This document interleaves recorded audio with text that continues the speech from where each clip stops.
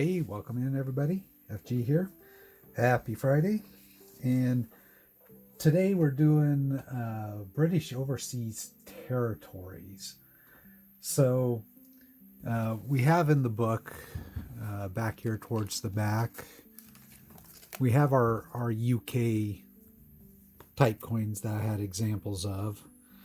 And then we have a bunch of spots open down to the last half a page for the rest of the countries of the world. And what's going in here are going to be coins from British territories.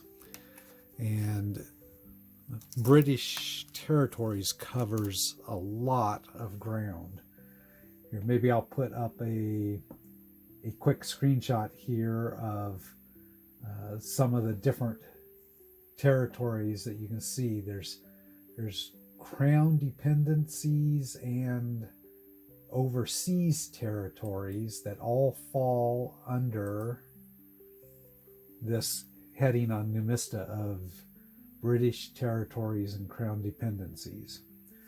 So I've already got some in there in my database from bullion rounds, and one of these days I'm going to start going through bullion rounds just to show each country that I have in bullion rounds. But to start with, we have here, this was one of the coins that I picked up during Pirate Stacker's $10 numismatic challenge. It was the Bermuda 1 crown, 50% silver, from 1964. I thought it was really a nice specimen of it, and got the ship on the shield there, so it kind of fit a theme that I like to buy, which is ships. So we got that coin there, and then I've also got 3 packages here to open. So this could be a little bit of a longer episode today. And it points out one of the pitfalls of getting stuff in and not opening it right away. I actually ended up with 2 different coins, both from the same territory, and this could be one of those.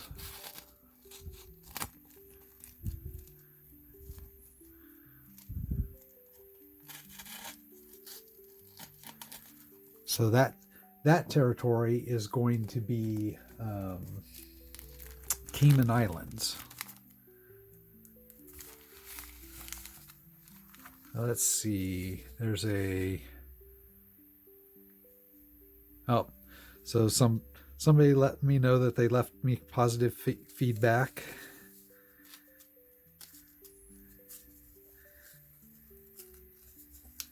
Let's pull it open here. This is a very large coin.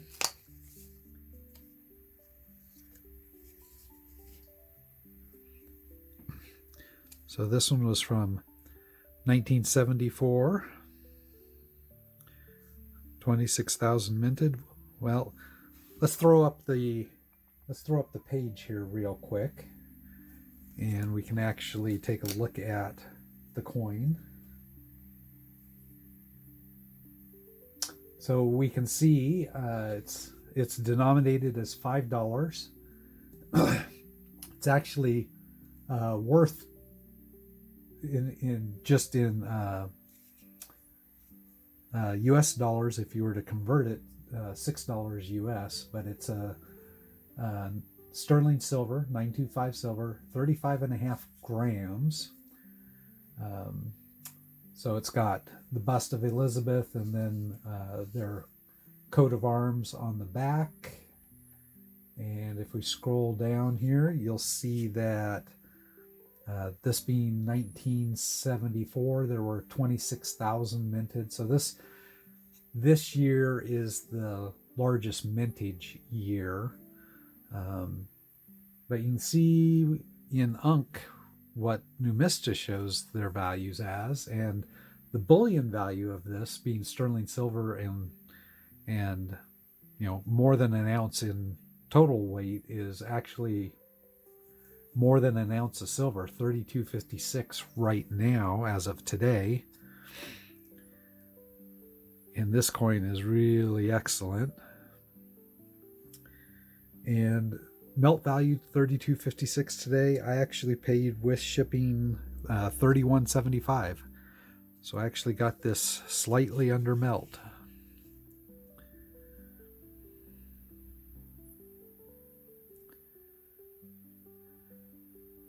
So I thought this was really an excellent coin. This is definitely going to be one that does not fit in the book.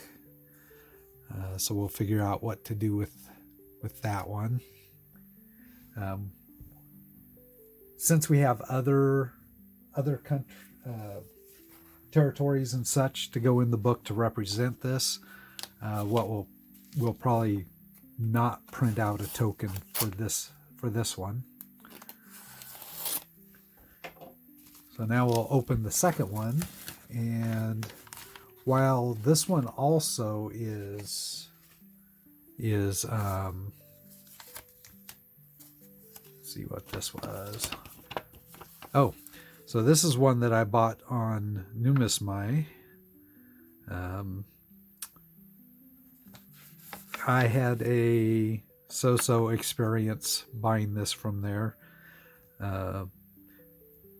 If you've checked this site out, be sure to also go check out Pure Metals and sign up for being on their wait list.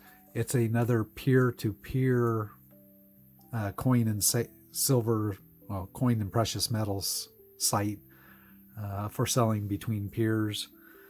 It's not zero fees like this one advertises, but this one's zero selling fees. There's still fees for whatever payment type you select. There's shipping fees. So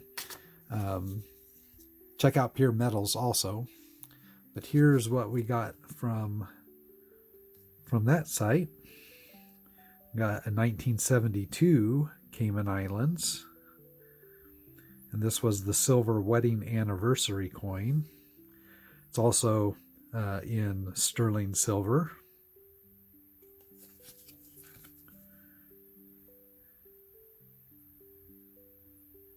And I'll put the Numista up here for it.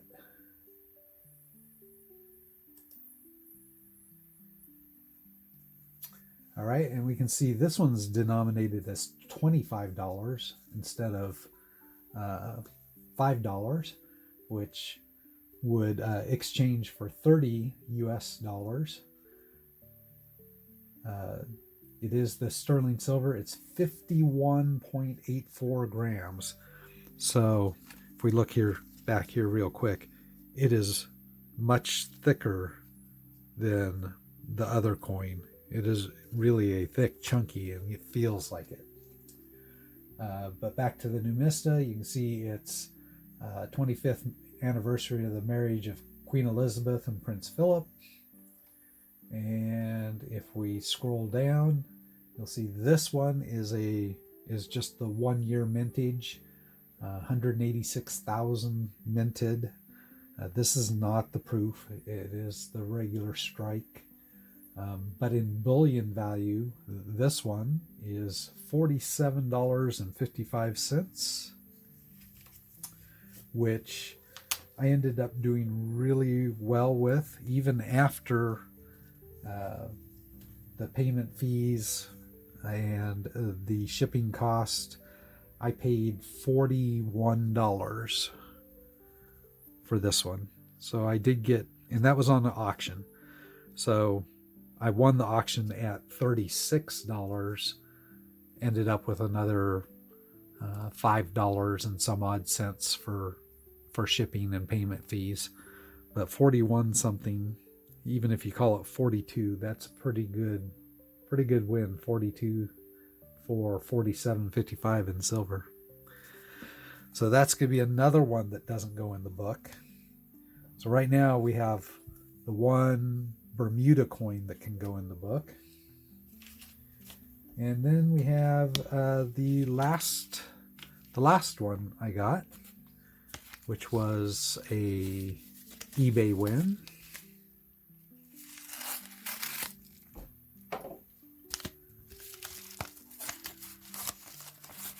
this one actually goes into the principalities category. So we'll have one from there. And this one was from, I'll put this up there. This one was from Imbar Coins, and I ended up paying $25, and you can see it's from the bailiwick of Guernsey. And here's the coin. And I saw this, I just really liked it with the gold privy mark, gold foil privy mark there. 80th anniversary of the Royal Air Force, 5 pounds denominated. Bailiwick of Guernsey from 1998. I'll put the Numista up here.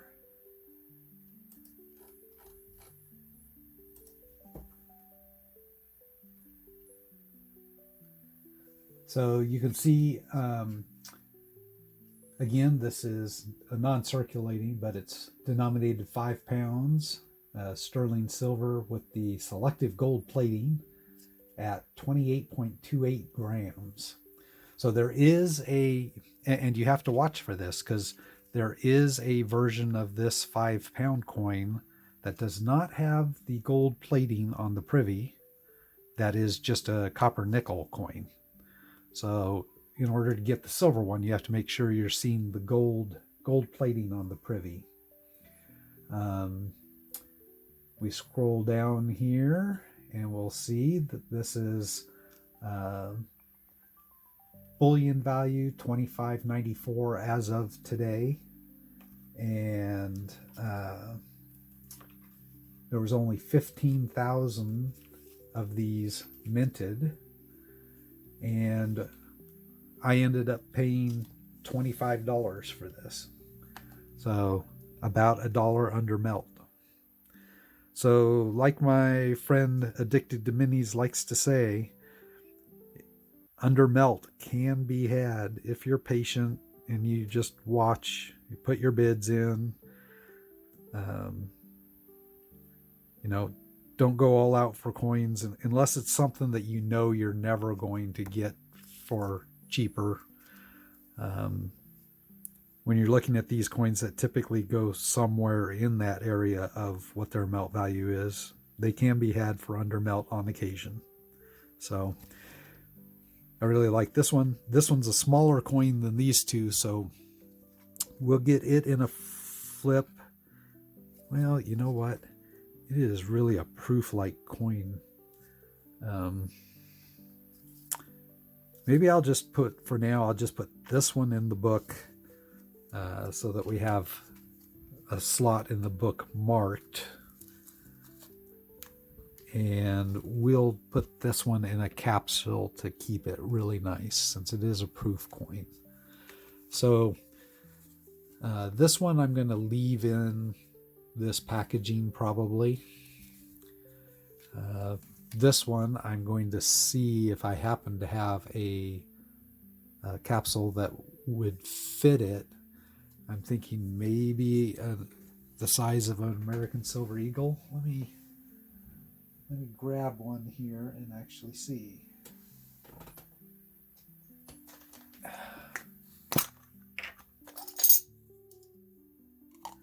So I happen to have a few Silver Eagles here.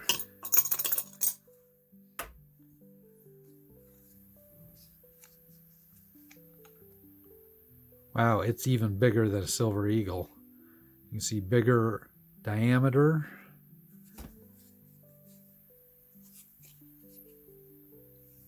Probably about the same thickness, but yeah, certainly it's bigger diameter, so it's not going to fit in my Silver Eagle capsules.